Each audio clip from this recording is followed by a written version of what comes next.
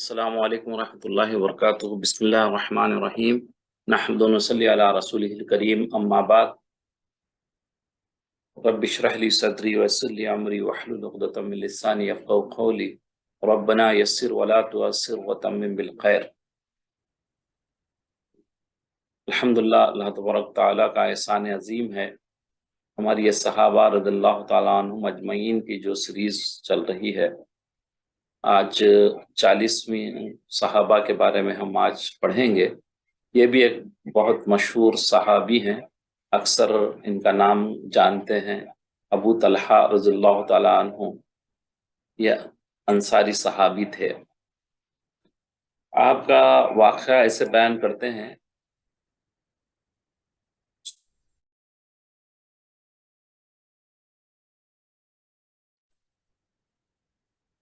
آپ جو ہے ابو طلحہ کو جب یہ بات معلوم ہوئی، ابو طلحہ رضی اللہ تعالیٰ عنہ کو جب ایمان لانے سے پہلے، وہ ایک خاتون تھی رمیسہ بنت ملحان، جو ام سلیم کے نام سے مشہور تھے۔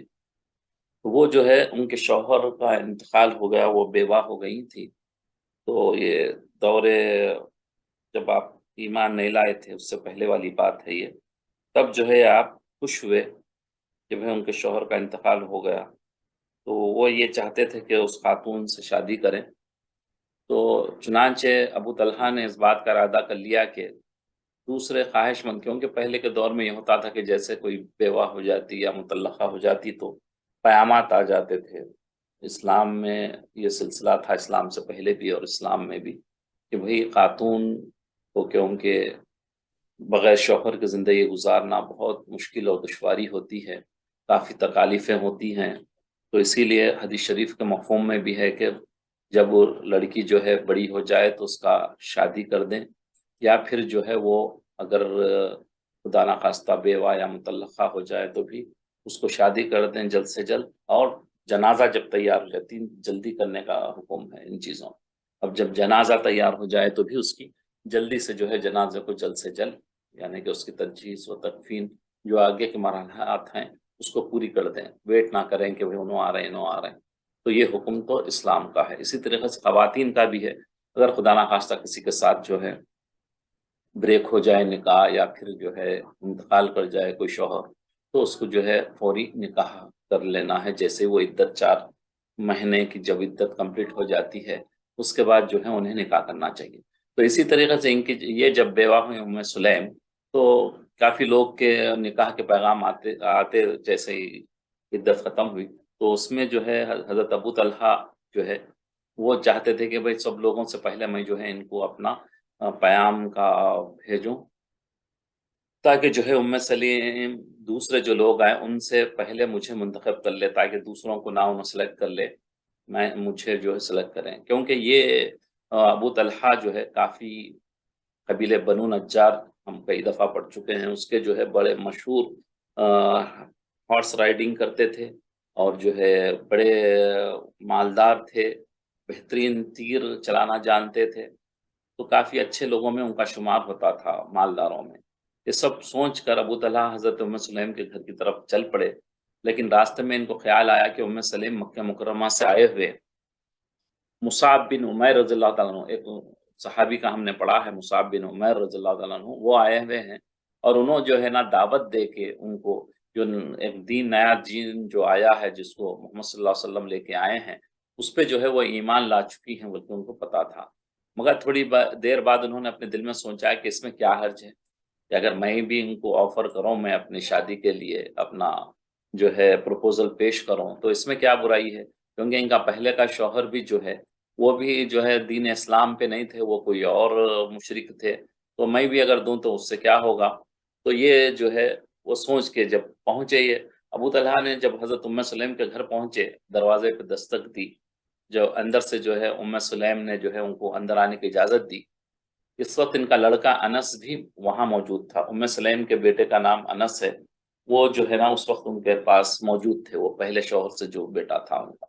ابو طلحہ نے اپنے دل کی بات حضرت سلیم رضی اللہ تعالی عنہ سے بیان کی کہ انہیں نکاح کا پیغام دیا، لیکن وہ اس وقت سخت حیران ہوئے، جب یعنی کہ جب یہ نکاح پیش کرے تو یہ حیران ہو گئے ابو طلحہ کہ جب ام سلیم نے ان کی توقع کے خلاف بات کہی، کیا کہی کہ ابو طلحہ آپ جیسے شخص کی بات رد نہیں کی جا سکتی، کیونکہ آپ معتبر شخصیوں لوگوں میں سے ہیں، پرسنالٹی ہیں، آپ مالدار ہیں، آپ بہادر ہیں، یہ سب چیزوں سے آپ مزین ہیں، آپ تو اس کیسے میں آپ کی بات کو رد کر سکتی ہوں، کیسے ریجیکٹ کر سکتی ہوں، لیکن جب تک آپ کفر پر قائم ہیں میں آپ سے نکاح نہیں کر سکتا۔ وہاں امپورٹنٹ بات یہ تھی کہ آپ اگر سے ایمان نہیں لائے تو میں آپ سے نکاح نہیں کر سکتی۔ جب اگر آپ ایمان لائیں، سب چیزیں آپ میں ہیں بہت اچھائیاں، لیکن آپ میں ایمان نہیں جو سب سے بڑی خرابی، اگر وہ آ جائے تو میں آپ سے کروں گی۔ ابو طلحہ نے سمجھا کہ حضرت ام سلیم تو بہانہ بنا کے ٹالنے کے لیے یہ بات کہہ رہی ہیں، اور جو ہے جو مال اور قوت کے لحاظ سے مجھ سے بہتر، یا پھر ان کو جو ہے نا کوئی مجھ سے بہتر کوئی آدمی مل گیا ہے جو مجھ سے بھی زیادہ مالدار ہے اور رتبے والا ہے، پوزیشن والا ہے مجھ سے بھی بڑھ کے۔ تو ابو ام سلیم اللہ کی قسم میں سمجھتا ہوں کہ تمہارے انکار کی اصل وجہ یہ نہیں ہے اسلام لانا۔ حضرت ابو طلحہ فرما رہے ہیں کہ بھئی آپ نے جو انکار کر رہے ہیں اس کی اصل وجہ آپ کو کوئی مجھ سے اچھا کوئی مل گیا ہے، یا مالدار مل گیا ہے، یا جو ہے کوئی اور چیز ہے جو آپ مجھ کو اسلام کا بول رہے ہیں، یہ اصل بات نہیں ہے آپ کی۔ پھر حضرت ام سلیم رضی اللہ عنہ نے پوچھا کہ پھر میرے انکار کی اصل وجہ کیا ہے؟ تو ابو طلحہ نے جواب دیا کہ سونا چاندی اور مال و دولت ہوگی۔ تو حضرت ام سلیم نے حیرت کا اظہار کیا کہ سونا چاندی؟ ابو طلحہ نے کہا کہ ہاں۔ ام سلیم نے ابو طلحہ کی بات کو رد کرتے ہوئے ریجیکٹ کرتے ہوئے بولا کہ بھئی ابو طلحہ میں آپ کو اور اللہ تعالیٰ اور اس کے رسول کو گواہ بنا کر کہتی ہوں کہ اگر آپ اسلام قبول کر لیں تو میں سونا چاندی مال دولت کے بغیر آپ سے نکاح کر لوں گی، صرف آپ جو ہے ایمان لا لو تو میں آپ سے شادی کر لوں گی۔ اور آپ کے اور مہر بھی ایک عجیب مہروں میں سے ایک مہر ہے یہ۔ تو انہوں نے کہا کہ آپ کا میرا مہر یہ ہوگا کہ آپ اسلام لانا ہے، نہ ہی میں اس میں دولت لوں گی نہ ہی پیسہ لوں گی۔ تو تاریخ میں بہت بعض نکاح ہوئے ہیں، بہت تو نہیں کر سکتے، چند نکاح ایسے بھی ہوئے ہیں کہ ایک آیت ہی سکھا دی گئی مہر میں۔ نبی صلی اللہ علیہ وسلم نے کہا کہ ایک سورت آپ سکھا دو ان کو تو وہ مہر ادا ہو گیا۔ تو یہاں بھی جو ہے آپ مہر کے اس میں کہ آپ ایمان لے آئیں وہ میرا مہر ہو جائے گا۔ اس کے بعد انہوں نے نہایت عمدہ اور قیمتی لکڑی سے تراشا تھا۔ اب ان کو فکر ہو رہی ابو طلحہ کو، کیونکہ یہ جو ہے اپنے بت کی پرستش کرتے تھے، ان کی پوجا کرتے تھے، تو جس کو جو ہے نا وہ ایک بڑی قیمتی لکڑی سے ایک بت بنائے تھے انہوں، وہ لکڑی کو تراشا تھا، بت بنایا تھا، اس کا آئیڈل بنایا تھا، قبیلے کے دوسرے رئیسوں کی طرح اپنے لیے مخصوص رکھا تھا، ایک اپنا بنا کے انہوں ایک اسپیسیفک آئیڈل کو جو ہے اپنے لیے رکھا تھا۔ لیکن حضرت ام سلیم موقع کو غنیمت سمجھتے ہوئے، اب موقع مل گیا ان کو ام سلیم کو کہ بات جب جاری ہوئی ہے تو ایسا موقع تلاش کرتے، جو داعی دین ہوتا ہے تو وہ موقع تلاش کرتا ہے لوگوں تک جو ہے دین پہنچانے کی، دین کی بات کرنے کی۔ کوئی ایک بہانہ جب مل جاتا ہے تو وہ دین اس کا پیش کر دیتا ہے۔ ہم کو بھی جو ہے یہ خیال ذہن میں رکھنا چاہیے، کہیں بھی کوئی بھی چیز جب موقع مل جاتا ہے تو یا اپنے بھائی کو ہی صحیح یا کوئی اور دوسرے بھائی بھی ہیں تو ان کو بھی جو ہے موقع دیکھ کر اسے اپنی دین کی دعوت، دین کی بات کہنی چاہیے۔ تو یہاں بھی وہ جو ہے نا اس کو موقع جان کے ام سلیم جو ہے ان ابو طلحہ کے سامنے دین کی بات رکھ رہے ہیں، اور کہے کہ ابو طلحہ کیا آپ کو یہ بات نہیں معلوم کہ اللہ کو چھوڑ کر آپ جس معبود کی عبادت پرستش کر رہے ہیں، جس کی پوجا کر رہے ہیں، جس کو آپ عبادت کر رہے ہیں، وہ تو زمین سے ایک اگا ہوا درخت تھا، وہ تو کچھ پیدا نہیں کر سکتا بلکہ اسے خود اللہ نے پیدا کیا، ایک زمین سے اٹھا ہوا ہے۔ تو انہوں نے کہا کہ ہاں بالکل آپ سچ صحیح کہہ رہے ہیں۔ ابو طلحہ نے نداوت والے لہجے میں کہا، جیسے بندے کو احساس ہو گیا کہ ہاں یہ تو جو ہے کیسے خدا ہو سکتا ہے، یہ کس کی کیسے مدد کر سکتا ہے، کسے کیسے نقصان پہنچا سکتا ہے، بالکل وہ جو ہے ایکسیپٹ کرنے لگے دل میں۔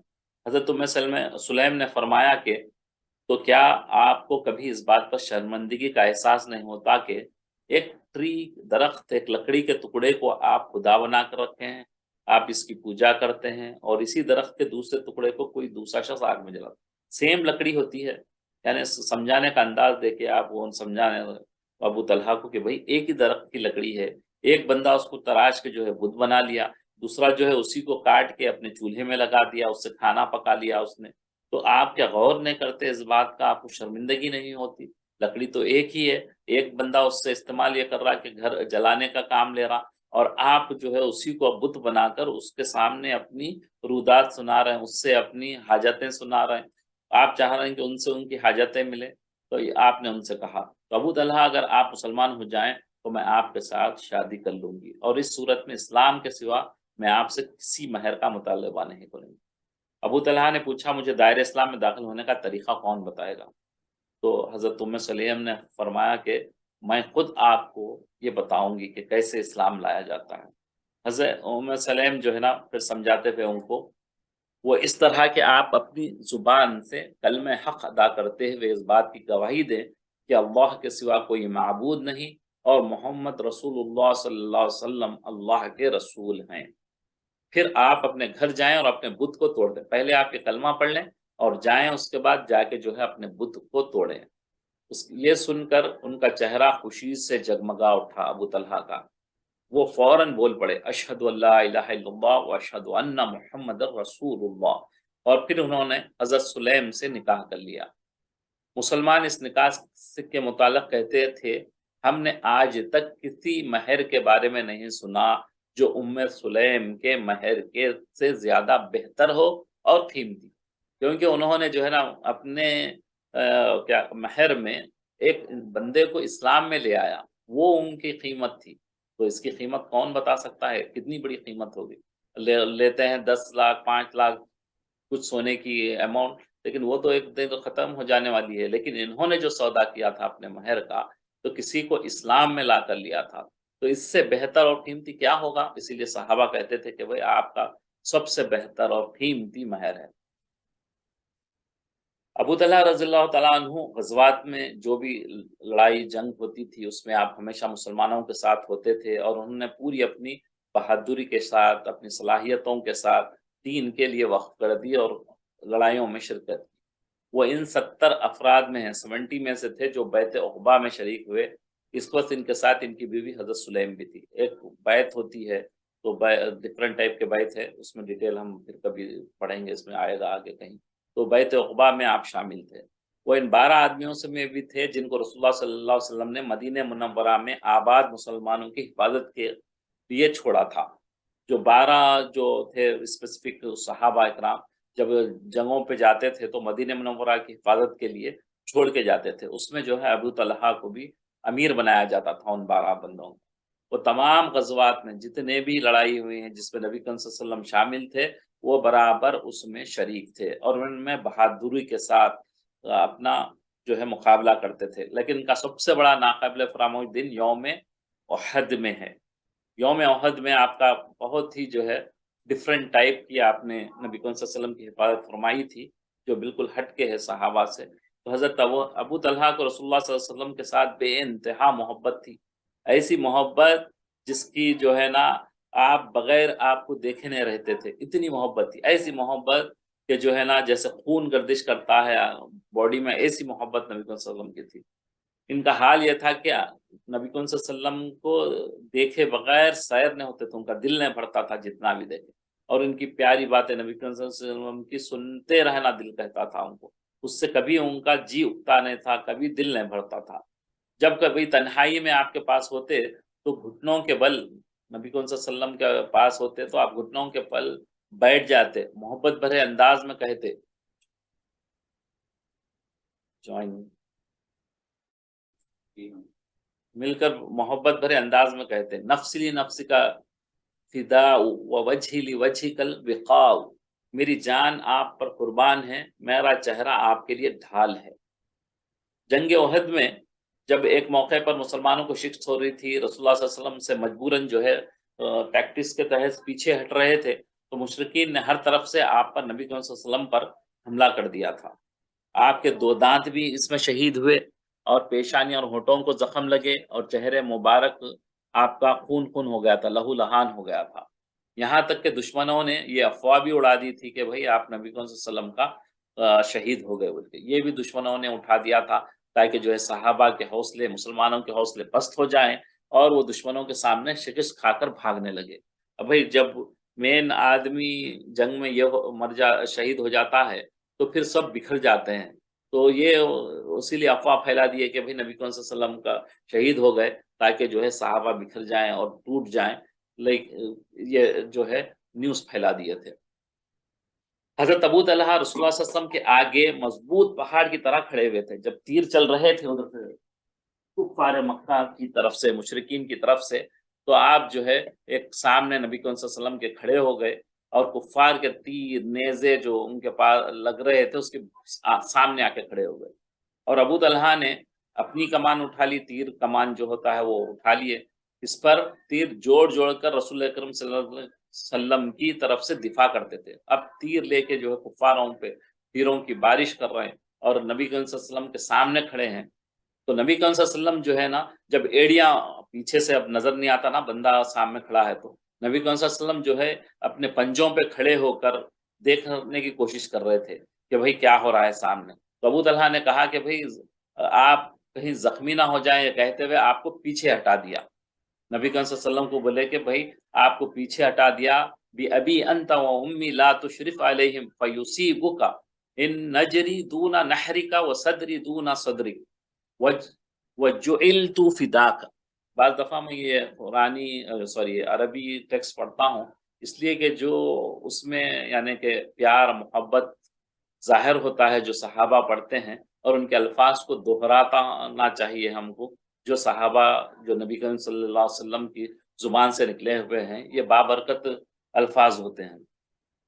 میرے ماں باپ آپ پر قربان ہوں، ان کی طرف نہ جھانکے۔ آپ جو ہے نا پیچھے سے نبی کریم صلی اللہ علیہ وسلم جب اٹھ کے دیکھنے جاتے تو آپ فرماتے کہ بھئی میرے ماں باپ آپ پر قربان ہو جائیں، ان کی جان آپ پہ نچھاور ہے، آپ جو ہے اوپر اٹھ کر نہ دیکھیں کہیں آپ کو کوئی تیر آ کر کہیں زخمی نہ کر دے۔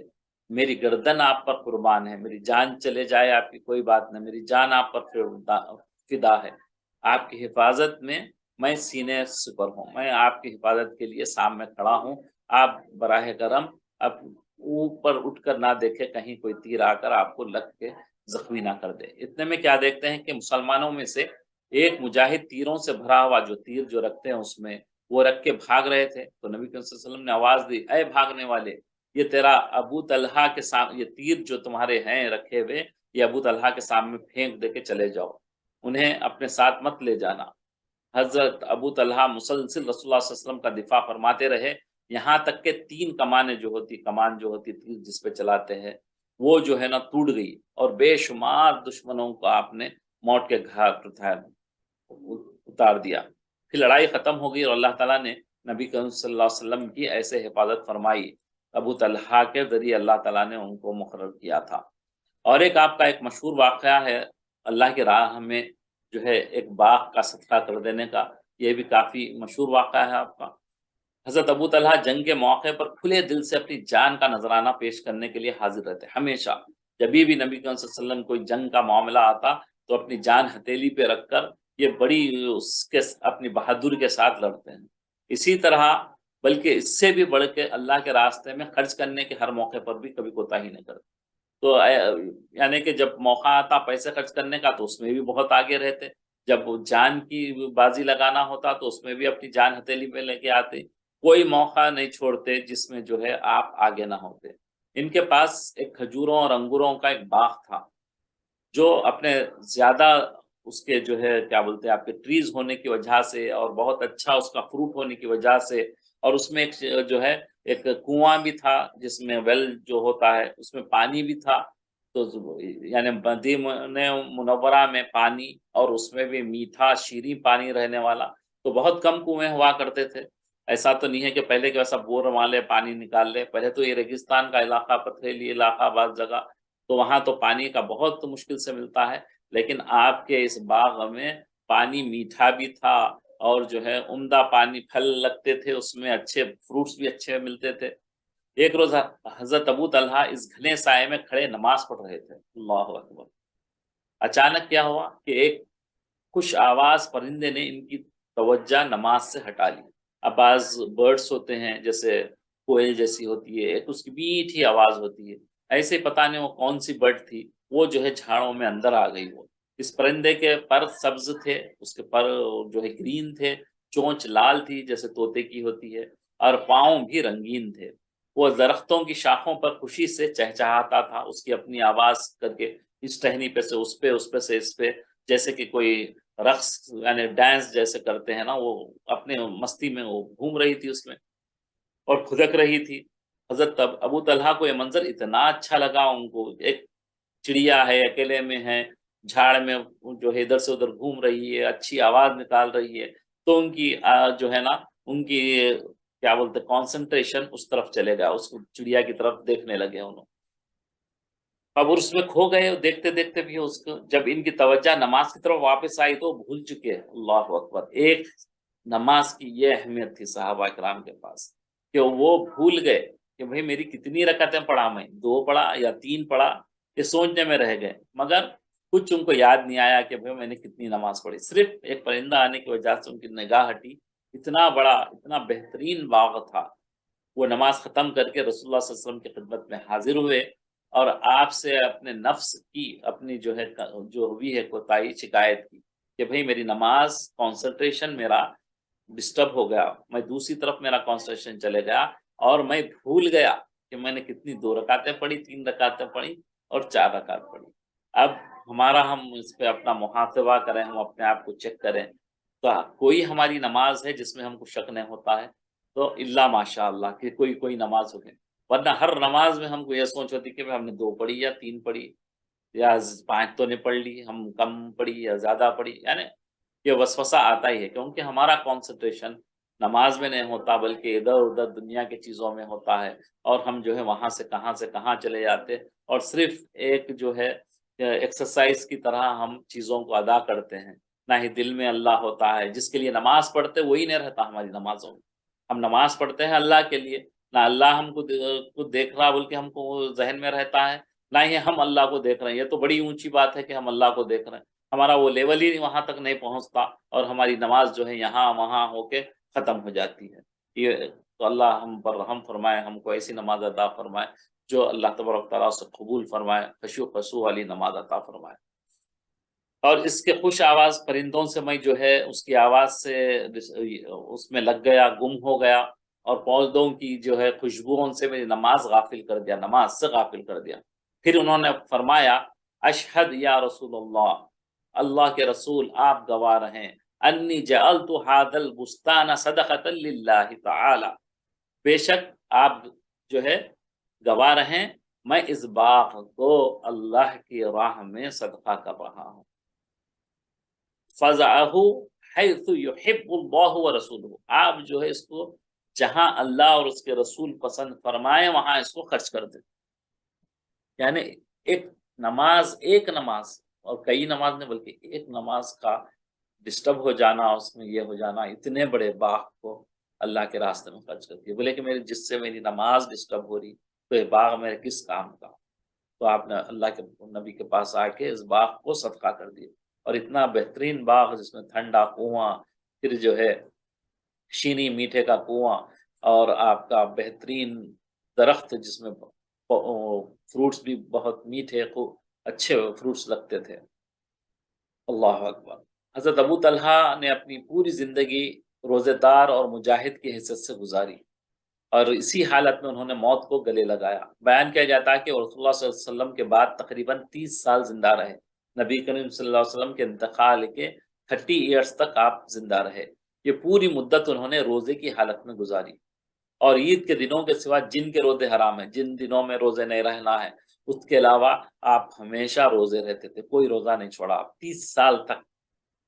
اللہ اکبر! یعنی کہ عید کے جو روزے ہیں اس کو آپ نہیں رکھ سکتے، تو اس کو علاوہ آپ پورے روزے رہا کرتے تھے، اور 30 سال تک نبی صلی اللہ علیہ وسلم انہیں کافی طویل لمبی عمر ملی تھی، جس کی وجہ سے وہ بہت کم زور ہو گئے تھے، لیکن یہ کمزوری بھی ان کے جذبہ جہاد کو یعنی سرد ٹھنڈا نہیں کری تھی۔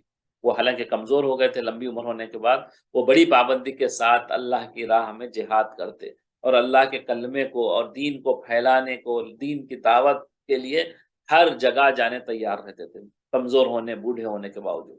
انہیں سفروں میں سے ایک سفر وہ تھا کہ جب حضرت عثمان بن عفان رضی اللہ تعالیٰ عنہ کے زمانے خلافت میں مسلمانوں نے سمندری جنگ کی تھی، سی پہ جو ہے نا جانا تھا، اس میں وہاں سے جنگ تھی، تو انہوں نے بھی اس میں شرکت کی تیاریاں شروع کر دی، یہ دیکھ کر ان کے لڑکوں نے کہا تھا، ان کے بچوں نے کہا کہ ابا جان اللہ آپ پر رحم فرمائے، آپ رسول اللہ صلی اللہ علیہ وسلم، حضرت ابوبکر صدیق، حضرت عمر فاروق رضی اللہ تعالیٰ عنہ کے ساتھ کافی جہاد کر چکے ہیں، اب آپ بہت بوڑھے ہو چکے ہیں، یہ عمر جہاد کی نہیں ہے، اب آپ آرام کریں اور ہمیں چھوڑ دیں، ہم آپ کی طرف سے جہاد میں حصہ لیں گے۔ یہ ان کے بچوں نے کہا کہ بھئی آپ بہت بوڑھے ہو گئے، آپ تو ماشاءاللہ جو ہے نبی کریم صلی اللہ علیہ وسلم کے ساتھ بھی جنگیں لڑی، آپ جو ہے پھر ابو بکر کے ساتھ لڑی، پھر آپ عمر فاروق کے ساتھ لڑی، اتنی اتنی جگہ آپ نے جو ہے اپنی جنگوں میں شامل رہے آپ، مگر وہ نہیں مانے بچے کہنے کے بعد۔ انہوں نے جواب دیا کہ اللہ تعالیٰ فرماتا ہے انفروا خفافا و نقالا، یعنی نکلو خواہ ہلکے ہو یا بوجھل ہو۔ یہ لوگوں میں یہ چیز ایک ایک قرآن کی آیت ان کے دلوں میں گھر کر جاتی تھی، اس پہ عمل ایسا پکا کرتے تھے چاہے ان کی کسی بھی تکلیف ہو۔ اللہ تعالیٰ نے عمر کی قید کے بغیر نکلنے کا حکم دیا ہے، خواہ ہم بوڑھے ہوں یا جوان ہوں، پھر اللہ کے راستے میں روانہ ہو گئے۔ اور جب حضرت ابو طلحہ مسلمانوں کی فوج کے ساتھ بحری جہاز میں سوار ہو کر سمندر کا سفر کر رہے تھے تو اسی دوران ان کی طبیعت بہت خراب ہوئی اور اسی بیماری میں انتقال کر گئے۔ انتقال کے بعد ان کو دفن کرنے کے لیے مسلمان کسی جزیرے کی تلاش میں تھے، مگر 7 دن تک 7 روز سے پہلے ان کو اپنے اس مقصد میں کامیابی نہیں ملی، کیونکہ وہ پانی پہ سفر کر رہے تھے تو پہلے کے جیسے تیز تو نہیں ہوتے تھے کہ بھئی یہاں سے نکلے ایک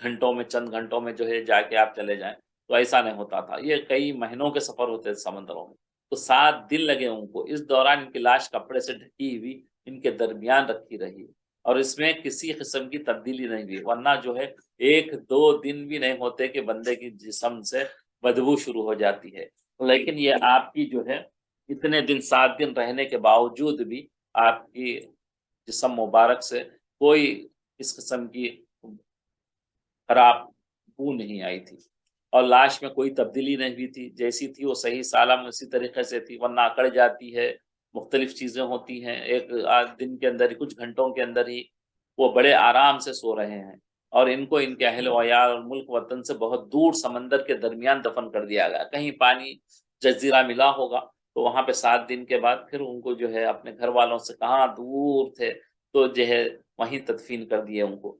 یہ دوری انہیں کوئی نقصان نہ دے گی کیونکہ یہ اپنے رب اللہ سبحانہ و تعالیٰ کے قریب ہے، کہیں بھی اپنی تدفین ہو اس کے اعمال اس کے ساتھ ہونے والے، یا گھر والوں کے قریب ہو یا کہیں اور ہو، آپ کچھ اس سے فرق نہیں پڑتا، یا کسی بڑے بزرگ کے پاس آپ بازو ہیں تو اس سے بھی کوئی فرق نہیں پڑتا، صرف جو ہے آپ کو پڑتا ہے آپ کے اعمال سے۔ آپ کہیں دور دراز بھی ہوں، کہیں کفرستان میں بھی اگر آپ کو موت خدا نخواستہ آ گئی اور جو ہے اللہ تعالیٰ اور اس کے نبی کے حکموں پہ زندگی گزری ہے تو آپ جو ہے وہاں کامیاب ہیں۔ اگر آپ مکے مدینے میں بھی اگر تدفین ہو جائے ہماری اور جو ہے نا ہماری زندگی اللہ اور اس کے رسول کے حکموں کے خلاف گزری ہے تو وہ وہاں بھی ناکام ہوگا۔ تو اسی طریقے سے یہ اپنے گھر والوں سے اتنی دور ان کا یہ تھا تو وہاں پہ جو ہے ان کی تدفین ہوئی گھر سے بہت دور۔ اللہ اکبر کبیرہ۔ اللهم صل على سيدنا محمد وعلى ال محمد كما صليت على ابراهيم وعلى ال ابراهيم انك حميد مجيد۔ نبی کریم صلی اللہ علیہ وسلم کی اسوہ حسنہ کے بارے میں ہم پڑھ رہے ہیں، نماز کا سلسلہ جاری تھا۔ اب جو ہے نماز کے بعد کے معاملات، پچھلی کلاس میں جو ہے نبی کریم صلی اللہ علیہ وسلم کا نماز پڑھنے کا طریقہ پڑھا تھا، اب جو ہے اس نماز کے بعد آپ کا کیا معمول تھا۔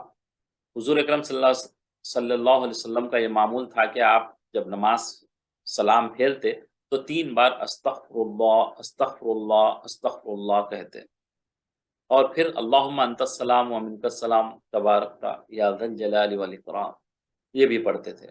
اب بندے باز کو اشکال ہوتا کہ بھئی اب ہم بھی جو ہے جب نماز پڑھتے ہیں تو 3 دفعہ استغفار کرتے ہیں، اللہ تعالیٰ معاف کر دے، اللہ معاف کر دے، اللہ بخش دے، اللہ بخش دے، تو کیوں بھئی آپ نے تو کوئی برا عمل نہیں کیا، پھر آپ کیوں کہہ رہے ہیں؟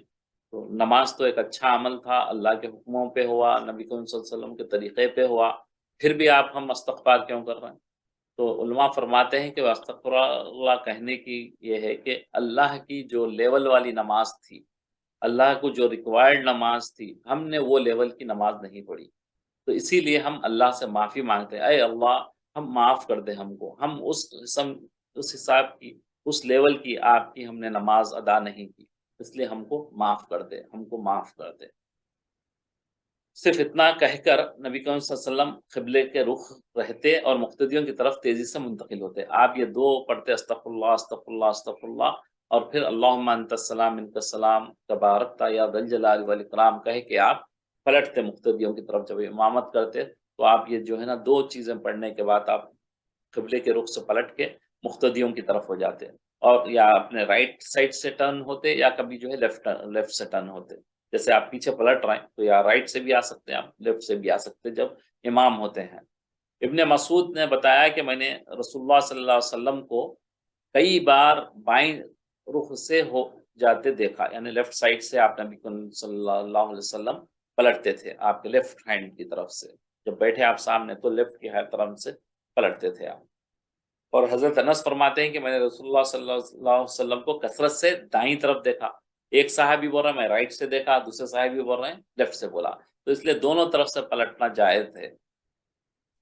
نمازوں کے بعد کی خاص دعا جیسے آپ لوگ بھی پڑھتے ہوں گے لا الہ الا اللہ وحدہ، چوتھا کلمہ ہے. پھر اس کے بعد اللہم لا مانع لما اعطیت ولا معطی لما منعت ولا ينفع الجد منک الجد، یہ بھی جو ہے اللہ تعالیٰ کی تعریف ہے. تو یہ پابندی سے ہم کو یاد نہ ہو تو یاد کر لینا چاہیے. یہ دعائیں جو ہے لازم ہم کو پڑھنی چاہیے. اب اس کی دیکھیے ٹرانسلیشن پڑھتے ہیں تاکہ جو ہے ہم کو پتہ چلے کہ ہم کیا پڑھ رہے ہیں. اللہ کے سوا کوئی معبود نہیں، یہاں آپ جو ہے توحید بول رہے ہیں، اللہ کی وحدانیت کو کہہ رہے ہیں کہ اپنی زبان سے، جو تنہا ہے اکیلا ہے اور جس کا کوئی شریک نہیں ہے، نہ کوئی بیٹا نہ کوئی باپ نہ بیوی نہ بچہ، کوئی نہیں ہے، وہ اکیلا ہے، اس کا کوئی مددگار بھی نہیں ہے. اللہ کے ساتھ اور کوئی اسسٹنٹ ہے جو ہماری مدد کر رہا، نہیں، ہم یہ انکار کر رہے ہیں. کہہ رہے ہیں ہم یہ کہ اللہ کے سوا عبادت کے لائق اس کے سوا کوئی نہیں ہے، صرف اسی کی عبادت کر، تو وہی ایک لائق عبادت ہے اور اس کا کوئی شریک نہیں ہے. اس کی جتنی ملکیت ہے، جو چیزیں ہو رہی، بارش ہو رہی، یہ سب سارے اللہ تعالیٰ اپنے اذن سے کرتے ہیں. اس کا کوئی ان کے بیچ میں ان کا مددگار نہیں ہے، اور اسی کے لیے سب تعریفیں ہیں اور وہ ہر چیز پر قادر ہے. ساری تعریفیں جتنی ہیں سب اللہ کے لیے ہیں اور ہر چیز پر اللہ قادر ہے. اللہ جو چاہے کرتے ہیں، اور جو ہے اللہ کے قبض قدرت میں ہیں ساری چیزیں دنیا کی. اے اللہ جو تو دے اس کا کوئی روکنے والا نہیں ہے. اللہم لا مانع لما اعطیت، کتنے اچھے اس کے الفاظ دیکھیے آپ کیا کہہ رہے ہیں کہ اے اللہ جو دے اس کا کوئی روکنے والا نہیں. اللہ جس کو دے اس کا کوئی روکنے والا نہیں، اور جو تو روکے، اگر اللہ کسی کو نہیں دینا چاہ رہے ہیں تو اس کو کوئی دینے والا نہیں، اور کسی مالدار کو تیرے عذاب سے مالداری نہیں بچا سکتی. اور کیا ہے، اگر کوئی مالدار ہے تو کیا وہ بچ جائے گا اللہ سے اگر نافرمانی کر کے؟ ہرگز نہیں. اگر وہ غریب ہے اللہ کی مان کے چلے گا تو وہ کامیاب ہوگا. تو یہ ہم ہر نماز کے بعد، پانچوں نماز کے بعد یہ پڑھتے ہیں، پڑھنا ہے. اس کا نبی صلی اللہ علیہ وسلم کا طریقہ کار تھا، تو اس کو ہم کو سیکھنا بھی چاہیے، اس کے معنوں پہ بھی غور کرنا چاہیے. تو یہ ہم کو اگر سے معنی فوری یاد نہیں ہو رہے ہیں تو بھی ایک پرنٹ آؤٹ رکھ لے کے اپنے نماز پڑھنے کی جگہ رکھ لیں. جب تھوڑے دن اگر ہم پڑھیں گے اس کو، اگر یاد کرنا ایسا نہیں بھی ہو رہا تو اب پیپر آپ کے ساتھ رکھیں. جب نماز پڑھ رہے ہیں تو آپ وہ دعاؤں کو پڑھیں، 1 سے 2 4 بار، 4 5 8 دن کے اندر جو ہے آپ کو اس کے میننگز بھی آپ کو پتہ چل جائیں گے. جب میننگ پتہ چلیں گے تو آپ کی دعا کرنے کا جو ہے ایک عجب انداز ہو جاتا. جب آپ کوئی چیز مانگ رہے ہیں، خالی ایسے بول رہے ہیں تو آپ کو کچھ مزہ نہیں آئے گا مانگنے کا. جب اس کے معنی معلوم ہوں گے تو آپ کو جو ہے نا آپ پوچھنے کا اس میں لذت آئے گی، مزہ آئے گا آپ کو. امام نووی رحمۃ اللہ علیہ فرماتے ہیں کہ نماز میں سلام پھیرنے کے بعد تمام انواع ذکر پر روایت کردہ استغفار کو مقدم رکھنا چاہیے. جتنے بھی اذکار ہیں، بہت سارے اذکار پڑھتے ہیں اور مختلف اذکار ہیں نماز کے بعد کے، تو اس کے سب سے پہلے آپ کو یہ استغفار پڑھنا تجویز سب سے پہلے ہے. استغفر اللہ استغفر اللہ، سارے استغفار سے پہلے. اس کے بعد جو ہے اللہم انت السلام، جو بھی آپ جتنے آپ کی دعائیں آتی ہیں وہ سب سارے دعائیں پڑھیں گے، لیکن سب سے پہلا آپ کام کریں گے استغفر اللہ پڑھیں. حضور اکرم صلی اللہ علیہ وسلم دعا کے بعد شروع میں اور کبھی دعا کے درمیان اکثر ان الفاظ کا اضافہ فرماتے. ربنا آتنا فی الدنیا حسنۃ کا یہ بھی آپ نبی صلی اللہ علیہ وسلم دعا فرماتے. حضرت ثوبان فرماتے ہیں کہ رسول اللہ صلی اللہ علیہ وسلم جب نماز سے سلام پھیرتے تو 3 بار استغفر اللہ کہتے، پھر اوپر والی دعائیں کہتے. حضرت انس سے بھی فرماتے ہیں کہ حضرت صلی اللہ علیہ وسلم جب نماز سے فارغ ہو جاتے تو اپنا داہنا ہاتھ سر پر پھیرتے اور فرماتے، یہ بھی روایتوں میں ہے، اگر کریں بھی تو ٹھیک ہے، نہ کریں تو ٹھیک ہے. بسم اللہ الذی لا الہ الا اللہ الرحمن الرحیم اللہم اذھب عنی ہم والحزن، یہ جو ہے تبرانی وغیرہ میں روایت ہے، میں نے اللہ کے نام کے ساتھ نماز ختم کی جس کے سوا کوئی معبود اور جو رحمان و رحیم ہے، اے اللہ تو مجھ سے فکر اور رنج کو دور کر دے۔ دعاؤں کا مقصد اللہ کی بڑائی تو کرتے ہیں، ساتھ ہی ساتھ ہماری بھلائی کی بھی دعا ہوتی ہے۔ کوئی دعا ایسی بہت کم ہوگی جو صرف اللہ کی اس پہ ختم ہو جائے گی۔ اکثر دعاؤں میں ہم اپنے لیے مانتے ہیں، یہاں بھی جو ہے اللہم اذہب مانگ رہے ہیں ہم یہاں پہ، معبود نہیں اور جو رحمان رحیم ہے، اے اللہ تو مجھ سے فکر کتنی بندے کو لگی ہے آج کل، اور کتنے رنج اور غم ہیں ہمارے، وہ سب اللہ تعالیٰ کو دور کرنے کی آپ 5 دفعہ کہہ رہے ہیں، تو اللہ ہماری کبھی تو سن لے گا۔ ہم جس دن بھی ہم کہیں گے، جب محبت سے اللہ سے مانگیں گے تو قبول کرے گا۔ ہم یہاں وہاں بھٹکتے پھرتے ہیں لیکن ان دعاؤں کا اہتمام نہیں کرتے، ان دعاؤں کو جو ہے بہت اہتمام سے ہم کو کرنا چاہیے۔ حضور اکرم صلی اللہ علیہ وسلم کا ہر نماز کے بعد معوذتین پڑھنا ہے، دو قل جو ہے آپ کے معوذتین، قل اعوذ برب الفلق، قل اعوذ برب الناس، اور یہ حدیث حد درجے صحیح ہے، اور ہر نماز کے بعد 10 مرتبہ قل هو اللہ احد پڑھنا بھی آیا ہے۔ اس میں فضل عظیم ہے بے شک، اس میں جو ہے ایک تو جو ہے جنت میں آپ کو 10 دفعہ سورہ اخلاص پڑھنے پہ جنت میں محل ملتا ہے بندے کا، کتنا آسان ہے کہ میں 5 محل ایسے بیٹھے بیٹھے بنا سکتا ہوں اپنے محل۔ اگر آج کوئی ہم کو بول دے کہ بھائی تھوڑی محنت کرے تو ایک گھر کہیں پہ آپ کو مل جائے گا، ایک فلیٹ بولے، تو دن رات محنت کریں گے ہم اس کو بچانے کے لیے۔ اور اللہ تبارک تعالیٰ کا اعلان ہے کہ آپ 10 دفعہ اگر سے پڑھیں گے تو آپ کو جو ہے نا ایک جنت میں محل ملے گا۔ کتنی دیر لگے گی؟ 3 منٹ، 4 منٹ، 5 منٹ، اتنا بھی نہیں لگتا۔ تو اتنے میں جو ہے ہم کو کاہلی اور جو ہے تو جو ہے موعظتین کو پڑھنا چاہیے۔ کتنا آسان ہے ان کا پڑھنا کہ بس بندہ جو ہے تھوڑی سی دیر میں ایک محل بنا پاتا ہے۔ 10 دفعہ کل پڑھنے کے لیے کتنی دیر لگتی ہے آپ کو؟ بالکل منٹوں کا کام ہے، کبھی بھی پڑھ سکتے ہیں آپ، نماز کے بعد تو ہے ہی ہے، یہ ہمیشہ کی حدیث ہے کہ آپ 100 دفعہ پڑھ لیں، 10 دفعہ پڑھیں گے تو آپ کو جنت میں محل ملے گا۔ اپنے مرحومین ہیں، مرحومین کے لیے بخشنا چاہیے ہم کو پڑھ پڑھ کے، کہ بھائی انہوں جیسے پچھلی کلاس میں بھی ہم نے پڑھا تھا کہ بھائی وہ لوگ جو ہے انتظار میں رہتے ہیں ہمارے کہ اپنے قریبی لوگ جو ہے کچھ ان کے پاس بھیجیں گے، تو ہم کو جو ہے نا یہ آسانی ہے ہمارے پڑھنے کے لیے، جبھی بھی ان کا نام آیا، دل بولا یا کبھی یاد آئی ان کو، تو ان کے لیے پڑھ کے بخش دینا چاہیے۔ اللہ اکبر۔ حضرت ابوبکر صدیق سے روایت ہے کہ رسول اللہ صلی اللہ علیہ وسلم ہر نماز کے بعد یہ دعا کرتے، اللہم انی اعوذ بک من الکفر، اے اللہ میں پناہ چاہتا ہوں کفر سے، اور والفخری، فخر سے، فاقے سے، اللہ اکبر۔ یعنی ہر 5 نماز میں نبی کریم صلی اللہ علیہ وسلم یہ بھی دعا فرماتے تھے، وعذاب القبر، اور عذاب قبر سے، یعنی دنیا بھی آ گئی اس میں، آخرت بھی آ گئی۔ یہاں دنیا اور آخرت کا دونوں کا معاملہ ہے، خدا نہ خواستہ کفر ہو گیا تو دنیا میں بھی رسوا ہے اور آخرت میں بھی۔ فخر جو ہے دنیا کے لیے ہے، دنیا میں جو ہے اب بھوکا فاقا رہا، کم کھانے کو ملا تو پریشان ہو جاتا بندہ، تو اس کے لیے بھی اللہ سے دعا کر رہے ہیں ہم ہر 5 دفعہ۔ اور عذاب قبر جو سب سے شروعات ہونے والی ہے ہماری عذاب کی، اللہ نہ کرے، تو وہ جو ہے شروعات ہوگی قبر کا، قبر کے فتنے سے ہمارا شروعات ہوگی۔ حضرت عبداللہ بن عمر رضی اللہ تعالیٰ عنہ سے روایت ہے کہ جب شام یا صبح ہوتی تو رسول اللہ صلی اللہ علیہ وسلم یہ دعا ضرور فرماتے، اللہم انی اسألک العفو والعافیۃ فی الدنیا والآخرہ وفی الاہل ومالی۔ اپنے جو ہے کنز المسلم میں سب ساری دعائیں ہیں، جو کتاب میں نے شیئر کی تھی، اگر کسی کے پاس نہیں ہے تو پھر دوبارہ شیئر کرتا ہوں میں، اس میں سب نماز کے بعد کی دعائیں ہیں، یہ دعا بھی ہے اس میں، اللہم انی اسألک، اے اللہ میں آپ سے سوال کرتا ہوں، کیا کرتا ہوں میں اللہ آپ سے مانگتا ہوں، میں سوال کرتا ہوں، کیا؟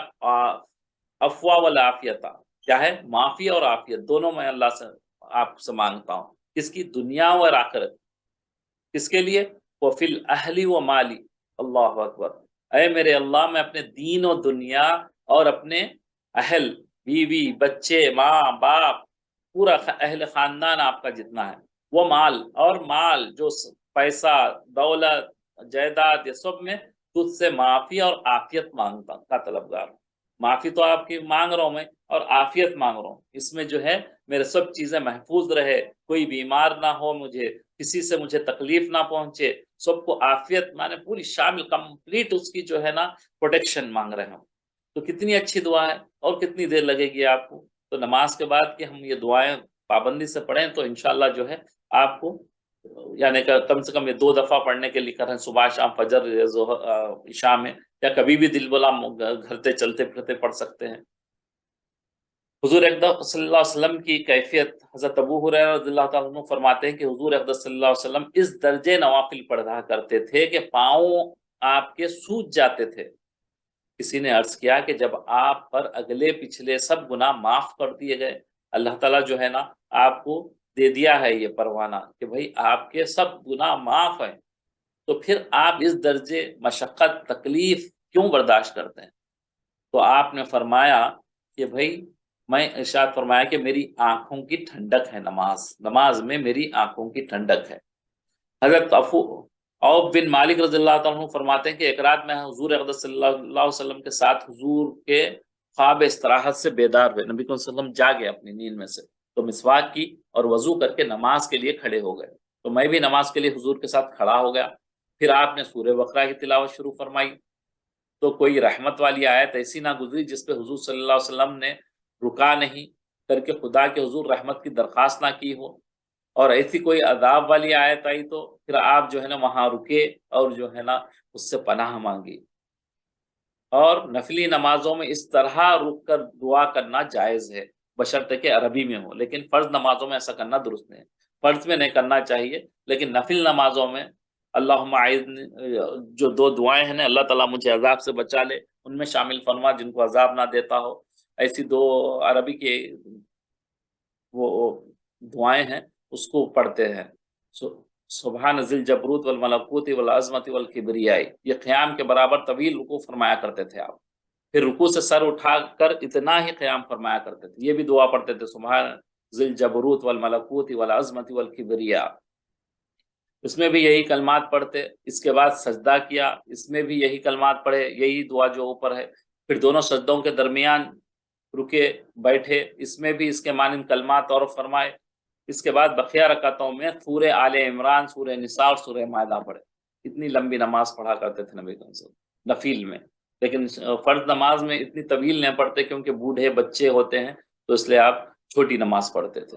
حضرت عائشہ فرماتی ہیں کہ حضور صلی اللہ علیہ وسلم ایک رات تہجد میں ایک ہی آیت کا تکرار کرے، یہ بھی نبی صلی اللہ علیہ وسلم سے ثابت ہے۔ یہاں پہ بعض علماء جب سمجھتے ہیں تو اس کو بار بار ریپیٹ کرتے ہیں، تو آپ جو ہے تہجد میں آپ نے ریپیٹیشن کیا تھا، ان تعذبہم فانہم عباد، اے اللہ اگر آپ ان کو عذاب دیں تو بے شک وہ آپ کے بندے ہیں، یہ آیت ہے سورہ مائدہ کی، اس میں جو ہے ان تعذبہم فانہم عباد وان نغفر لہم فانک انت العزیز الحکیم، اگر آپ ان کو معاف کر دیں تو یہ جو ہے نا انہیں معاف کر دیں تو یہ ان کے لیے زبردست حکمت والا ہے، آپ بڑے زبردست حکمت والے ہیں۔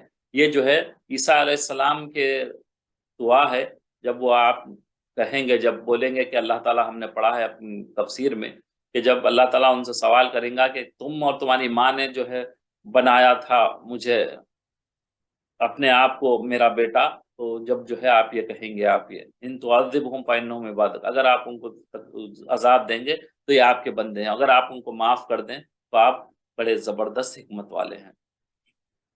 حضور اقدس صلی اللہ علیہ وسلم کی خاص نمازیں، حدیث حضرت عطا رضی اللہ تعالیٰ عنہ فرماتے ہیں کہ میں نے ایک مرتبہ حضرت عائشہ سے عرض کیا کہ حضور اقدس صلی اللہ علیہ وسلم کی کوئی عجیب ترین بات سنائی ہے۔